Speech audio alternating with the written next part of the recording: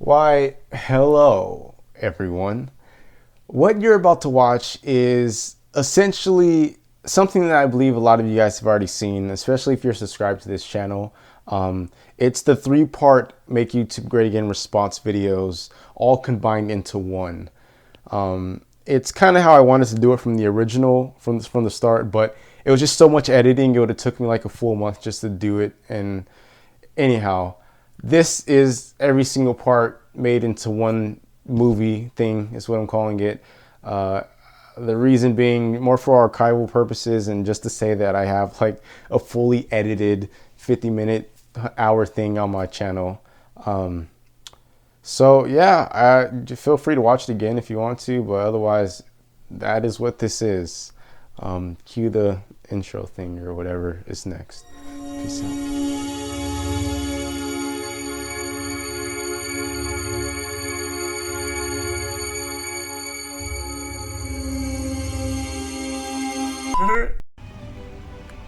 Yo, this is crazy to me. Check this out. So a bunch of YouTube creators are getting copyright claimed, resulting in them losing money and even losing their channels in some cases. And a lot of people are getting sick of this, namely 2 creators by their usernames of Grade A Under A and Channel Awesome, who started Make YouTube Great Again and Where's the Fair Use. And honestly, I like the ring to these. I like the way they make me feel, but what do they mean really? Can we make YouTube great again? And where is the fair use?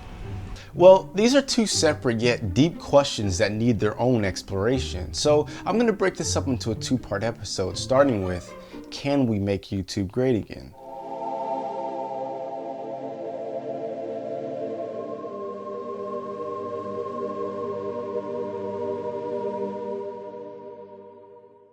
Also, I just want to give you guys a huge heads up. These are some pretty controversial topics I'll be covering over these next couple episodes. So for that reason, I'm going to be leaving out my emotions and personal opinion to hopefully increase the educational value of these episodes. However, if you want my full uncensored personal opinion, come over to the Ceph subreddit. I'm pretty much there 24/7 and I'll see you over there. Back to the episode.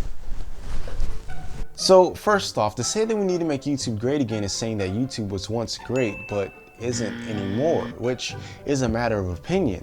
If you take Julian's opinion from my YouTube Red episode, for example, YouTube hasn't been great since they started playing ads in 2007. Like the YouTube that you watch currently is free, correct? Yeah, but it's not ad-free. That's the problem. I mean, it should be ad-free and it should still be free. Like, it shouldn't cost at all. But if you're a live streamer or a visual effects artist, for example, you could have a whole other opinion, like this is the greatest that YouTube has ever been.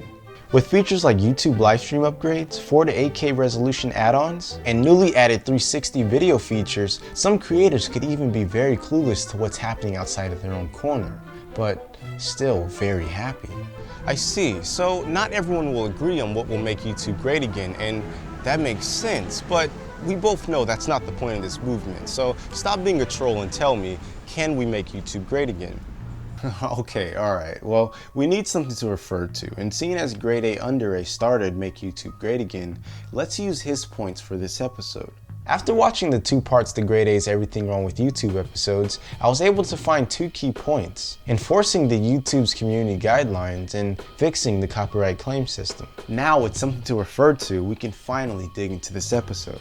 So YouTube has 7 community guidelines. Thou shalt not post sexual content, thou shalt not post violent content, hateful content, spammy content, dangerous content, content you didn't make, and thou shalt not post threatful content. Now, these guidelines are very important because every community must have a code of ethics. Every community must stand for something, and Make YouTube Great Again claims that there are many channels that break what YouTube stands for, causing for YouTube to not be great, which is a very logical argument because if the guidelines that a community were created on are broken and ignored, that allows for change to happen, which in most cases gives rise to dishonesty, exploitation, and distrust, which would surely make YouTube not great. Imagine it like this. The national community of the US can be linked to some basic guidelines. Respect thy elders, don't kill, cheat, lie, or steal. But what happens when those with power begin to break these guidelines? In 1978, ExxonMobil leaders got a very straightforward report from their climate change research expert, James F. Black, who told them, Present thinking holds that man has a time window of 5 to 10 years before the need for hard decisions regarding changes in energy strategies might become critical. Exxon with this info lied to their shareholders, never informing them about these reports, and even later spent money to lie to the public, falsely informing them that climate change was not a real issue. Fast forward to today and we have many agricultures and ecosystems that have seen some very big changes that you can't reverse, and not to mention a lot of global issues that we have little solution for, perhaps due to these lies and exploitation of power. In the 1920s, a chemist named Angel Arano Orofo published many articles with evidence of cancer being linked to tar, aka tobacco leftovers. But big tobacco companies with this info still lied and even promoted that cigarettes were safe, resulting in the claim of near 500,000 people that died from this dishonesty. In 2001, Enron, due to fraud and scandals, filed bankruptcy without warning, laying off anywhere from 5,000 to 21,000 employees, resulting in many people losing their whole life savings that was in their 401k, including those who were already retired with the company. And there are many more examples, but time and time again, nature shows that breaking community guidelines creates disasters. And yes, those are some very extreme cases that might be blowing this whole Make YouTube Great Again thing out of proportion. Or are they? Meet Rich Kids TV, a YouTube content creator with over 500,000 subscribers that some claim has scammed a lot of his subscribers by creating a dishonest app for them to donate money to charity with the motive of one lucky winner to win $100,000. And there are some very strong claims against him. Meet T-Shug. He is the man that claims he was scammed into investing $60,000 into Rich Kid TV's app. And here's what he has to say about it. Hey, what's up? It's your boy T-Shug, man. So I wanted to clarify a couple things on this Rich Kids TV Dre Smygolf thing. I actually generally feel bad for, his fans, all of those people that donated money because of a lie. The text message that I recently put up online was, he put a long conversation and then at the very end he says, LOL, it's so easy to make money off of fans. All I had to do was make up this fake calls, this bullshit calls, and I'm receiving money every day. Don't make him famous, because the 500,000 subscriber platform that he used to help his life and all of his fans, all of his friends that he scammed, he could easily do the same thing on a much bigger platform, some Bernie Madoff type shit. And nobody respects that guy either. So what's important here to note is that when explaining the dangers of giving power to someone who he knows doesn't care about ethics, he used the example of Bernie Madoff, who perhaps has caused the biggest community disaster in recent years. And if you don't believe T-Shug, here's audio of Rich Kids TV himself explaining his plans with the donations. Because legally by law I'm supposed to give 90% to charity. Let's say I raise at the end of the day 80K. 90% of that, I'm gonna just probably give 10% of it. So keep 80%, give 10 to charity, and give 10 to whoever wins. It'd be like I had to give 90 away. what are you gonna buy when you get the 100K? Oh, I'm not buying What do you mean? I'm flying a fan out, filming a video with him.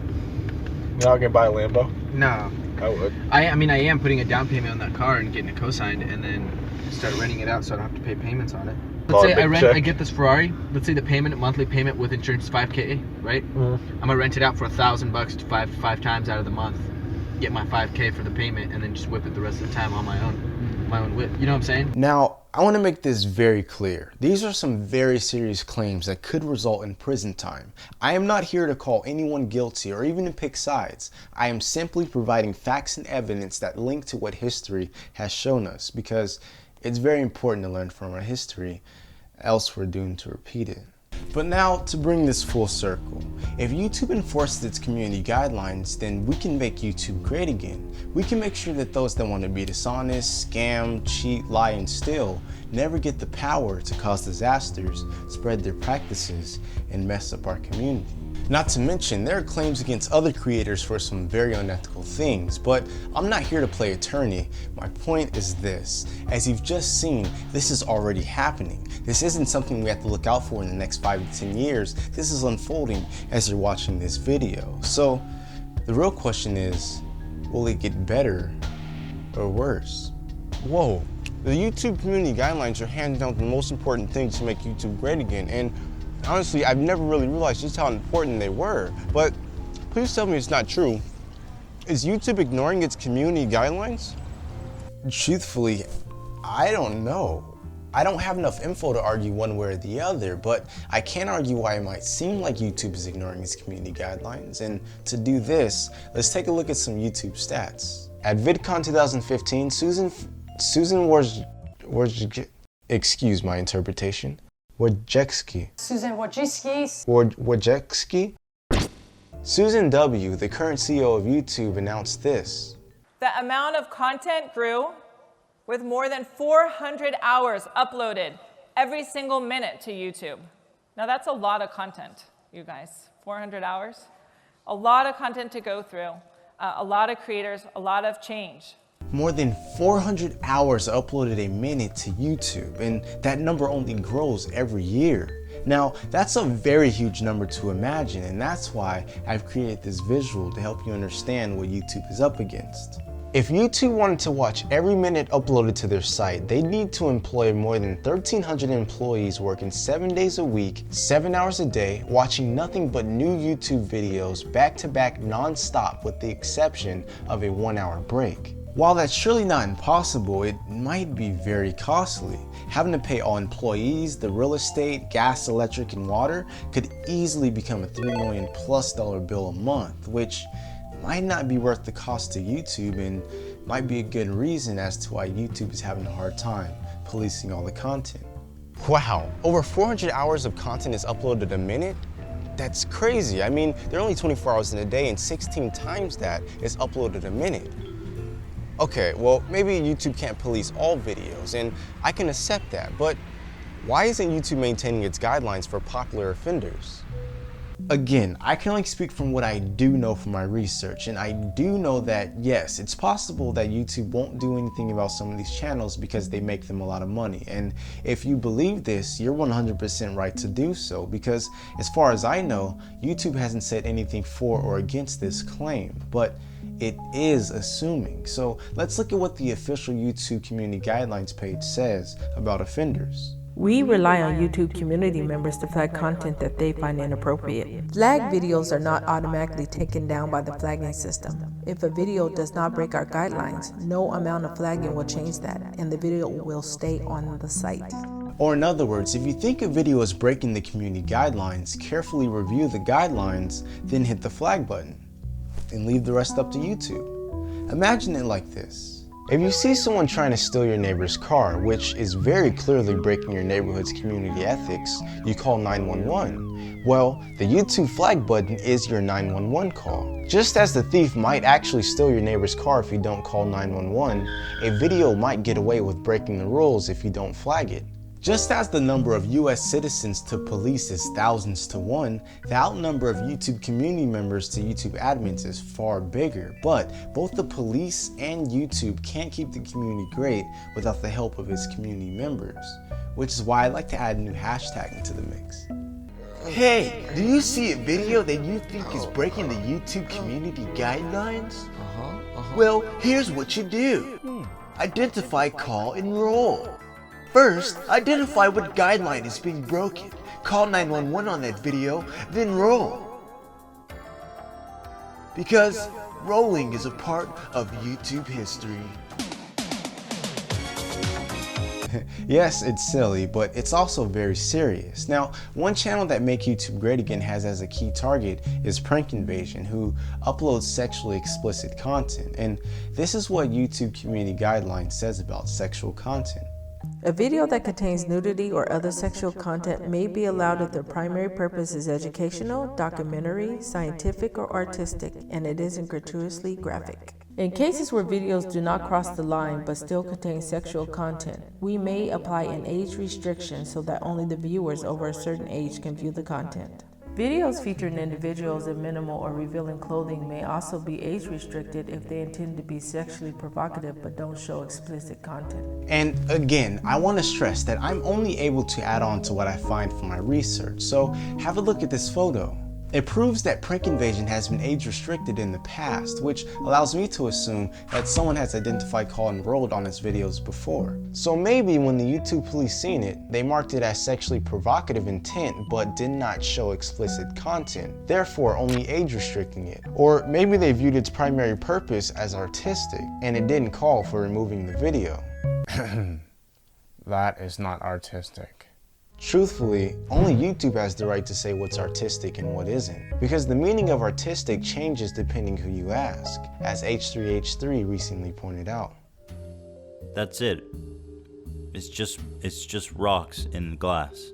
And whether you like it or not, these are the guidelines that YouTube created. What's important is that you did your job, identify, call, and roll. Also, another minor note, Grade A argued that prank invasion breaks the repetitive content guideline, but the description that it gives describes prank invasion's video format, which by that definition means that a lot of channels on YouTube are breaking this guideline. But to be honest, this guideline is kind of open to interpretation, and I'd actually agree that YouTube should define it a bit more, but this was just an observation. Peace. And if you don't like YouTube's decisions, you can either find a new video community or fight for YouTube to change their guidelines. Prank Invasion's videos are back up without age restriction. I don't know then. YouTube, it'd be really helpful for your thoughts of some kind at this point. All I can really tell you to do is just identify, call, and roll again. In any case, I've watched a good amount of Make YouTube Great Again videos, and almost none of them suggest that you should do what YouTube has in place for us. Flag the videos that break the community guidelines and let YouTube deal with the rest. And in case you don't know how, find the More button under the video, click it, then click Call 911. Though your button will say Report. Anyhow, it will then ask you what's wrong with the video so they can review it and know what they're looking for. But it's not only linked to just videos. If you think someone is harassing, threatening, doing hate crimes, scams, or more, you can even identify, call, and roll their channel as well. Lastly, YouTube even states, Our staff reviews flag videos 24 hours a day, 7 days a week to determine whether they break our community guidelines. When they do, we remove them. And I don't have enough evidence to suggest that YouTube is lying about that. So if you're tired of seeing videos that break the community guidelines but don't flag those videos, how can you expect anything to change or get better? Referring back to earlier in this episode, ignoring videos that need to be flagged is only inviting more burglars into your neighborhood. Whoa, so the truth is that no one really knows what the hell is going on behind the scenes of YouTube, and all I can really do as a community member doing my part is flag videos that are breaking the community guidelines and let YouTube deal with the rest. But what if the YouTube admins do nothing about flagged videos? Well, sorry I don't have a lot of answers for this episode, but I don't know. Naturally, I want to side with YouTube and say that those videos aren't breaking community guidelines, because I'd like to believe that when Susan says things like, Last year's success was terrific, but we don't take any of it for granted. We know that if the next 10 years are going to be as bright as the last 10, we have to work hard, understand all of your needs, innovate, to ensure that YouTube remains the absolute best place for our creators to shine and for our fans to engage. She really means it, and I'd like to believe that if we were able to sit down with Susan and ask her, are you okay with dishonesty, scams, etc. on your platform, she wouldn't say no, but they make us a lot of money, so they're okay. I'd like to believe that she really does care about the concerns of her community and takes the flagging from her community very seriously. So remember, it's very important to identify, call, and roll. But if you get proof of a video that you identify, call, and rolled is clearly breaking the community guidelines, and you see that YouTube is doing nothing about it after a few days, please email me your story. This way we can at least hold YouTube responsible with actual evidence, because right now I have no reason to believe that YouTube isn't holding their word. But if we all do our part in reporting those that break the community guidelines, and YouTube as the host does nothing to enforce these rules, then that's when we know it's right to ask, what's really going on? That's nuts, man. I'm gonna be honest with you guys. At the start of my research, I thought that most were just making this a bigger deal than it actually was, but I've came across a lot of stuff that's honestly very shocking. But in conclusion, yes, we can make YouTube great again. When you see a video that's breaking the community guidelines, remember, identify, call, enroll. Make YouTube great again is the cause, but identify, call, enroll is the action. Just like any successful community, we can fix these issues, but only with the help from us, the YouTube community members. But Mr. Ryan, the video game attorney, what are you doing here? you know, copyright has a lot to figure out amongst itself. What's broken to the bottom of this copyright claim system? And who is this mysterious Mr. Ryan, the video game attorney? Find out now on this very exciting episode of Self Science.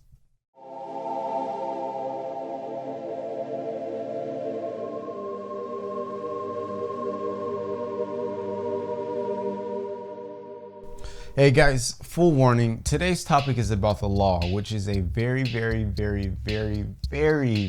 deep topic, and it might be a little hard for me to explain. However, I'll do the best that I can to make this as easy as possible, but please forgive me if you find any contradictions, because the law itself is a contradiction. But without further ado, let's go to battle.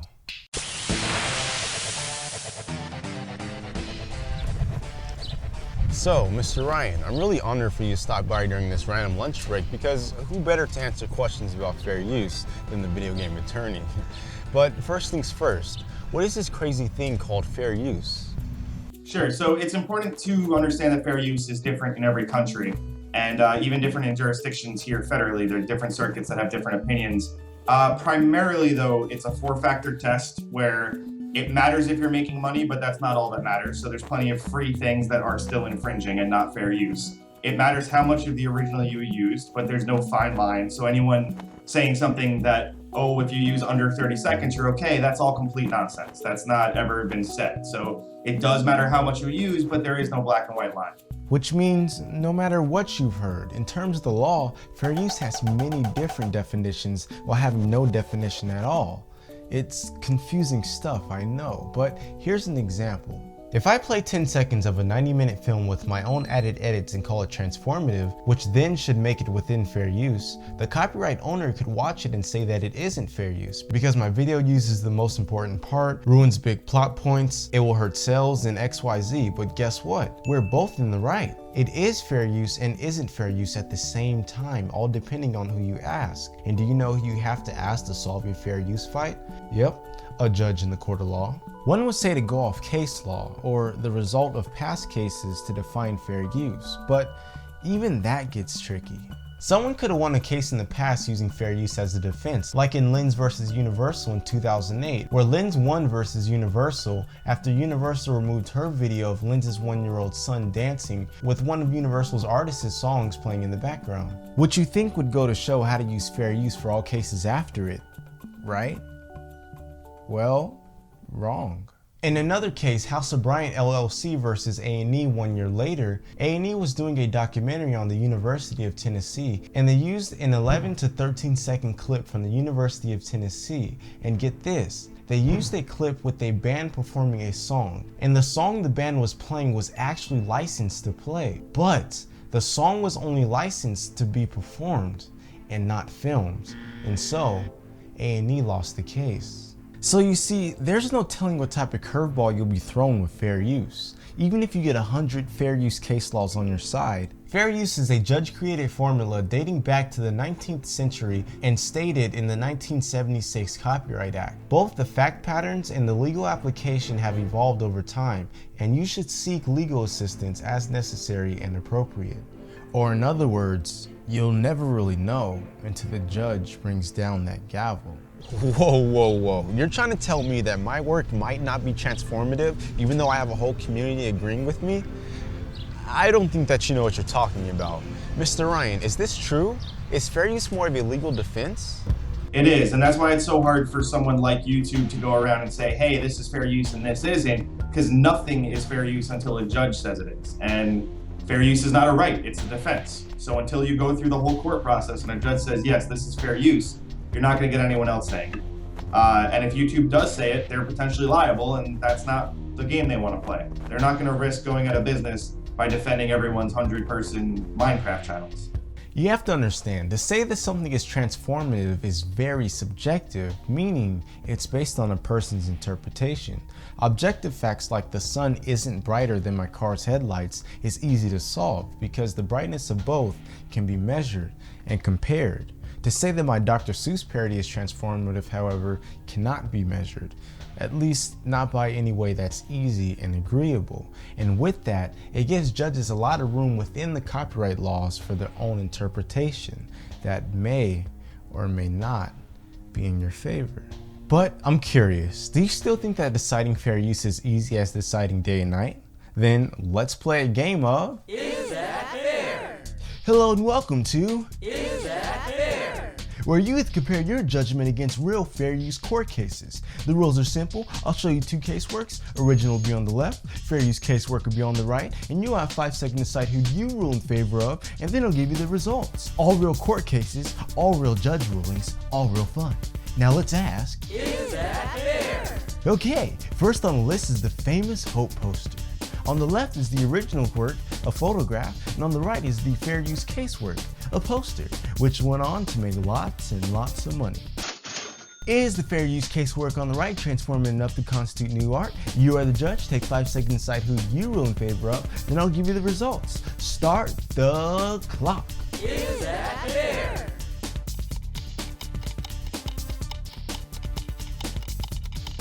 Is that fair? Right, judges, 5 seconds are up. The result is that the casework on the right is settled out of court. That's right, you heard it. The creators agreed that the poster is both of their works and to split the profits. Is that fair? Okay, next up is Rogers vs. Coons. On the left, we have the original work, a photograph, and on the right, we have the fair use casework. No, not the image itself, but the statue within the image, which the statue sold for lots and lots of money.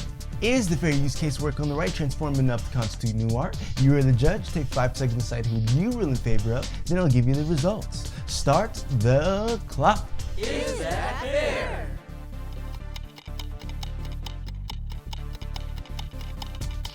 Is that fair? Right, judges, 5 seconds are up. The result is that the casework on the right is not transformative.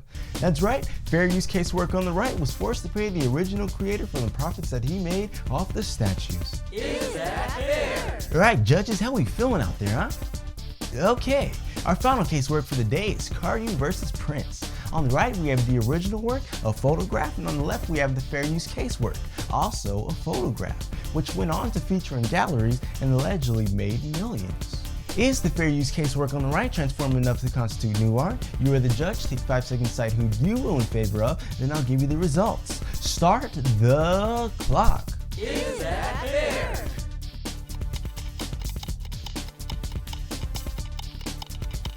Is that fair? Alright, judges, 5 seconds are up, and the result is that casework on the right is transformative. No joke, casework on the right was decided to be fair use in court, and casework on the right could continue to go on to make its alleged millions. Is that fair? Well, alright, that does it for today's show, but I want to thank all you judges out there for participating. I'll see you again next time on Is That Fair? So, judges, how did you do? What I want you to take away from that is this. The copyright law isn't as clear and easy as, say, for example, anything under 1 ounce of marijuana is personal use and anything over is intent to sell. It's a lot deeper than that. And again, it requires a person's interpretation. And regardless if you like it or not, this is the law that determines fair use. All right, well, I can see that the copyright laws are getting messy fast. There's so much about the law that just gives me a headache. But that doesn't excuse YouTube and their horrible copyright claim system, right? Mr. Ryan, how come they don't at least fix their copyright claim system? You have to keep in mind, this is not just YouTube, this is copyright and the internet, which is huge. So the flip side of that is, copyright, all intellectual property has for a very long time been the land of kings. You need a lot of money to enforce it, you need a lot of money to keep everything registered, and it's usually been big company versus big company. Now with the internet and with how easy it is for you to make a video or for someone else to release a game, you see all these smaller guys that might have a big following or a big fan base, but they're getting bullied around because they just don't have the millions to, you know, be properly protected. Now, Mr. Ryan's info is very important. The DMCA, or Digital Millennium Copyright Act, is much bigger than YouTube. The question isn't how come YouTube doesn't fix their copyright claim system. The real question is how much can YouTube change about their copyright claim system. If you're looking at YouTube as, oh, please fix your horrible copyright claim system, trust that I'm only trying to help you out when I say this, but stop looking at it like that. It only shows how much you don't know about this very serious topic, especially towards people like Susan W., the CEO of YouTube. In fact, anyone who uses YouTube, be it for money, entertainment, or simply just info, should praise the DMCA to a certain degree, because without the DMCA, YouTube wouldn't exist today. What am I talking about, you ask? Well, let's rewind all the way back to 2007. On March 13, 2007, I was 15 years old. How is that important? Shut up, Silhouette. I am producing this episode, not you.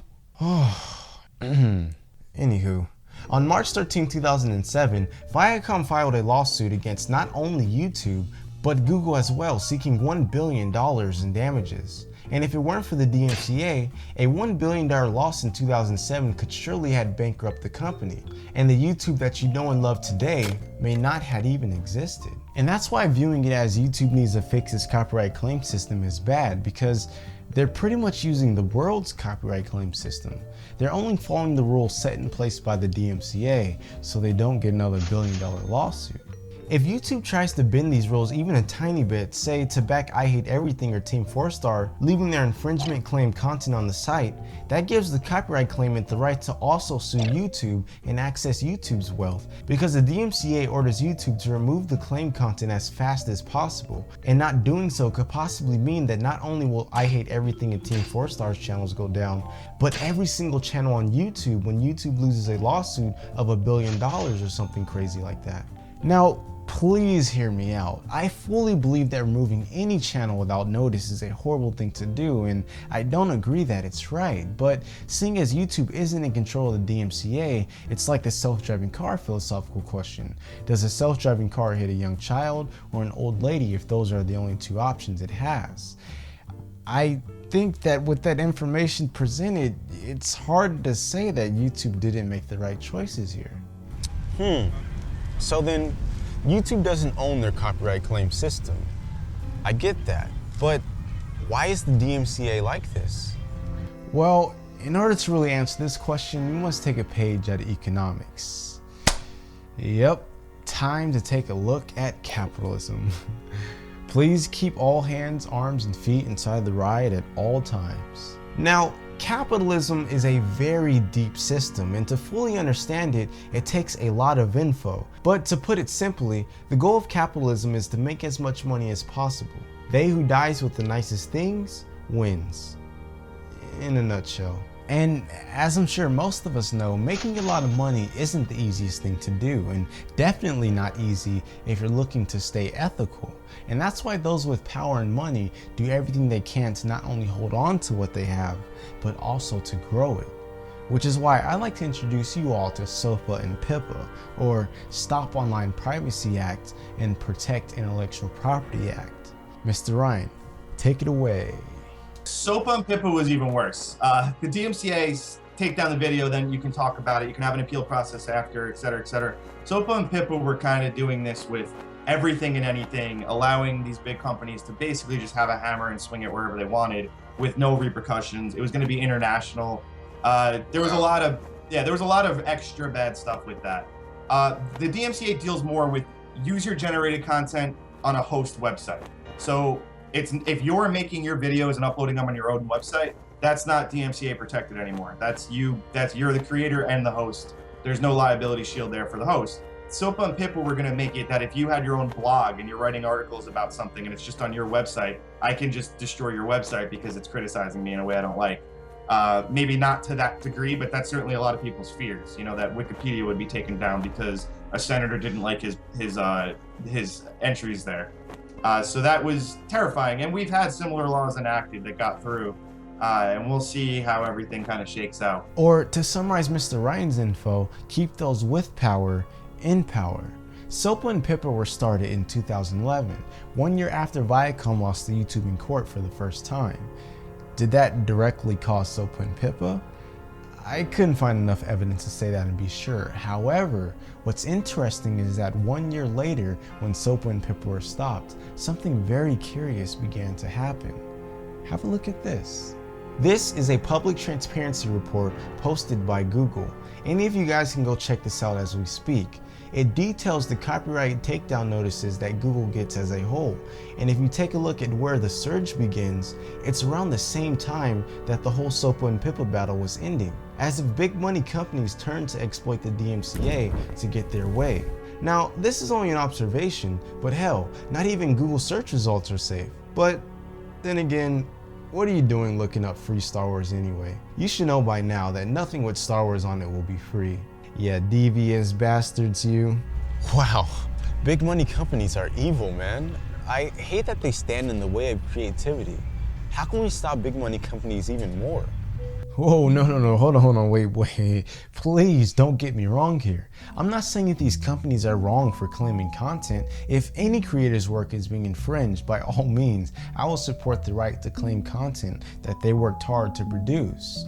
Let's stay on track here. The real issue with the DMCA is the unclear meaning of infringement and transformative. If there was a textbook definition of infringement and transformative, say for example, uses less than 10% of copyrighted work, it'd be an easy measurable right or wrong answer. Another thing very important to see is that the DMCA is a two-way street. It's to protect any creator from having someone else gain from their work without an agreement. And to go more in depth, allow me to bring Grade A Under A's original videos into this mix. I myself had Tyrone Magnus react to a video of mine a few months ago. One problem is that he never asked for permission. And if he did, I wouldn't have given it to him because I do not agree with reaction channels. I've made my feelings about reaction channels very fucking clear. But whatever, he went and stole my video anyways. It's not like YouTube fucking cares, right? Now, I'm gonna take his argument and apply it to anyone who views YouTube that way. What's curious to me about this is that any YouTube channel that views YouTube like that sounds just like Viacom and Viacom versus YouTube in 2007. Users on your site are stealing my stuff, which makes you to blame. And with this point of view, not only does YouTube have Hollywood and other big money companies yelling at them about things that they're not in control of, YouTube now even has its own users yelling at them about copyright claims that they're not in control of as well. And the worst part is, if they help out either side, they'll either lose the creators that support them or lose lawsuits for aiding infringement. YouTube is in a very stalemated position. That's why it's very important to understand the real source of the issues, because truthfully, Grade A and anyone who views it that way, I'm sorry, but you're wrong. Sure, maybe YouTube doesn't care about your specific issue, and if they did, how would they show that? Delete or claim videos that belong to you? Well guys, that's the copyright claim system. And to your point about... So because of YouTube's fucking stupid system, I am burdened with having to always stay on the lookout for people stealing my videos. I, as a video maker, have to shift some of my attention and my focus away from video making so I can be on the fucking lookout for video thieves. People stealing my videos becomes my responsibility. YouTube does nothing about channels that routinely steal videos like this. YouTube doesn't give a fuck. Again, they do give a fuck. That's why they have the very controversial automated claim system to counter your and big money companies' points about them not caring. Lastly, let's follow the logic. If someone posts a video that doesn't have a copyright agreement, telling YouTube to delete and punish channels like Tyrone Magnus, but not channels like I Hate Everything, who both have evidently published content without copyright agreements, is pretty much telling YouTube to define transformative. And to Mr. Ryan's point, you know, they're not a political advocacy group, they're a business. They're a website that runs a business. And to ask for them to be the ones who stand up to the government and fight every case is ludicrous. That's not their job. That's not anything they've ever said they would do. I think they've actually gone out of their way to try to do things where they help a Jim Sterling or things like that. And maybe we'll get some good case law out of that. You don't know. But it's not their duty to fix the world. Though you, I, John, and Chuck Mangione might agree that playing Professor Pizza's Wall Training mixtape with my own added edits and voiceovers is transformative, what if Professor Pizza watches it and doesn't agree that it's transformative? Just as Grade A and others don't think that Tyrone is transformative, shouldn't Professor Pizza have the same say that Grade A does for his work? More importantly though, why should YouTube have to be in the middle of these legal fights? I'm sure that YouTube really just wants to be improving their video player and not playing this is and this isn't. It's not YouTube's duty to fix the world. Okay, so big money, small money, old school, new school, the DMCA is for intellectual property, period. But obviously there are issues. How do we go about fixing the DMCA?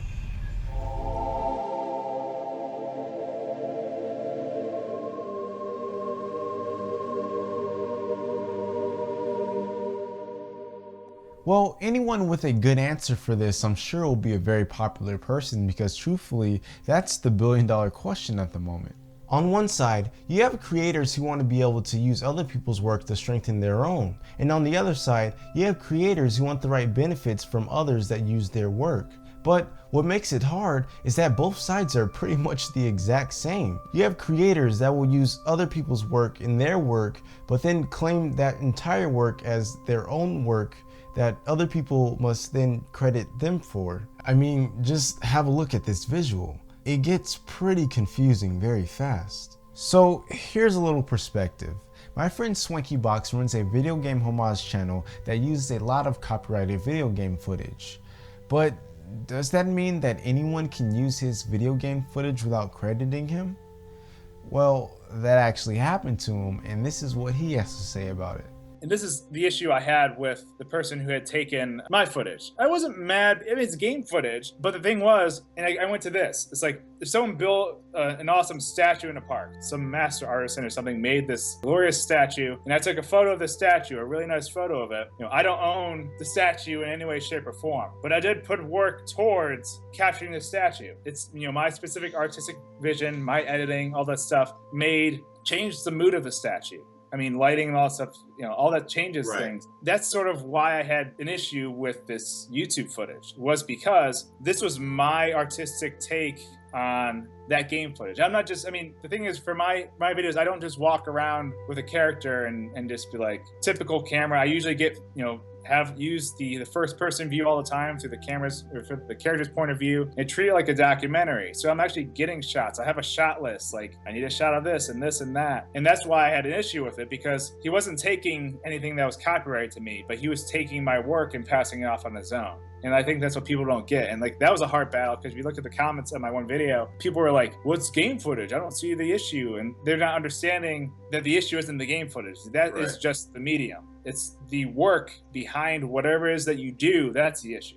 Swanky makes some great points, and I'm on his side on this one. His artistic vision and the way that he frames his video game footage and glues it all together with the narrative should be copyrightable. Fun fact for those of you who don't know, you don't have to do anything special to have your work protected by copyright.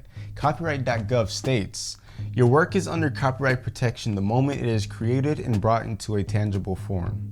So, just a little food for thought.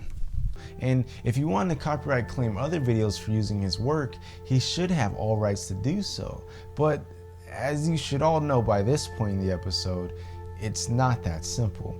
Now, there are many suggested ways to go about fixing these issues, but I just want to brush over some of the popular ones, which are go to YouTube competitors, build a different model YouTube, and freeze the monetization and copyright claims. Going to competitors likely won't happen anytime soon because, simply put, no one has a blueprint as good as YouTube does right now. Vimeo, Dailymotion, Facebook, you name it. They just can't compete with YouTube's framework. Now, I'm not saying that a company like Facebook can't change that, but a lot of creators ironically don't like Facebook due to their lack of DMCA action. I'm telling you, this whole thing is a mess.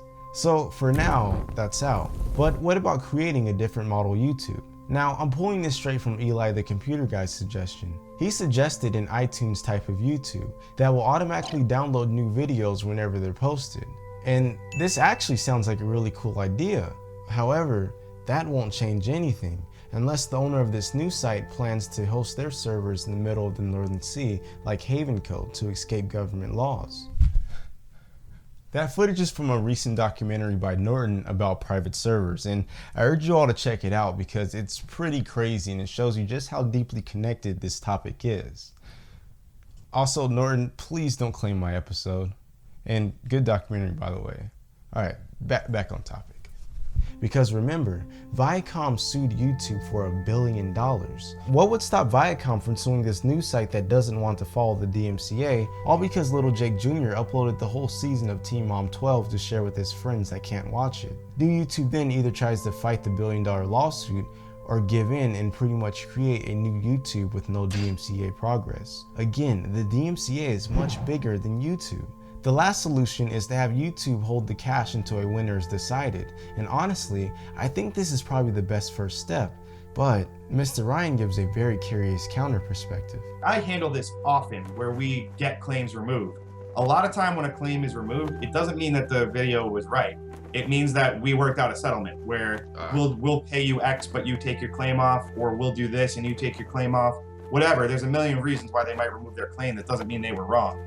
And I think maybe because of that, that's why YouTube doesn't play ball with the whole fix it and we'll pay you issue. Otherwise, that might be part of the settlements where, look how many views we just got, take your claim off and we'll give you half of that. YouTube probably doesn't want to play ball with that, and because they don't want to encourage infringement. And that would be a sensible argument on their part. That's a real issue for YouTube to be worried about. If YouTube is holding the cash and the result of the case is infringement, does that make YouTube liable? And what about the liability on settlement cases? And branching off Mr. Ryan's points, does YouTube now have to handle court orders to reward the winners? Honestly, ask yourself, what gain does YouTube have for trying to bend the copyright claim system into a gray area?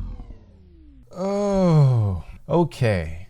On April 28, 2016, coincidentally the same day that I released part 2, YouTube announced this. We're developing a new solution that will allow videos to earn revenue while a content ID claim is being disputed, which is a pretty big deal. Now, all the info that you just got about us being not sure, it's still kind of up in the air. One thing that I want to make really clear about this announcement, its impact will mostly be on those who make false claims. All that's really changing is that if you, the creator, believe that someone is falsely claiming your video, then you can dispute it and you won't lose any money if you win. However, this doesn't mean that you'll reach a quicker solution. You might still have to go through the entire court process just to decide who won. And back to the curiosities, will YouTube then need a court order to prove who won? Will some claimants use that pooled cash as some sort of settlement? Either way, this was only an announcement on what they're developing. It hasn't been released yet, so we still have to wait and see how it really works. But at any rate, it without a doubt is one step forward. Now, let's finish off this episode. Truthfully, the real solution seems to be to pay for proper licensing.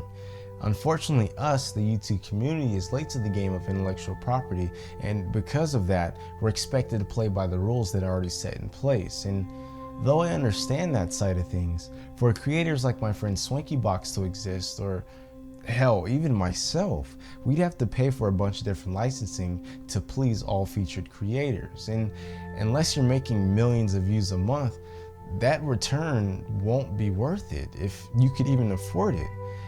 I can think of a bunch of different creators that I think add value to the world and might no longer be able to do that if they had to pay for a bunch of different licensing. It's a really tough battle. And I know what some of you guys are probably saying. Oh, well, the fair use law states that if it's for criticism, parody, commentary, then you don't need a license. See, the issue with the fair use law is that it tries to please all corners, and because of that, it creates contradictions. Not to mention, define a criticism, define a parody. What is a commentary? No matter what your answer is, that is your own interpretation. The Rastafarian fair use casework from earlier was defended by saying it's a commentary on the commercialization of Rastafarian culture. And when I hear that, I get it. Sure, I think there are other ways that you could express that commentary, but all that is my own personal interpretation on art. And that's why having a law trying to determine art is very hard to solve. So, do we just leave the DMCA as it is? Well, here is my conclusion.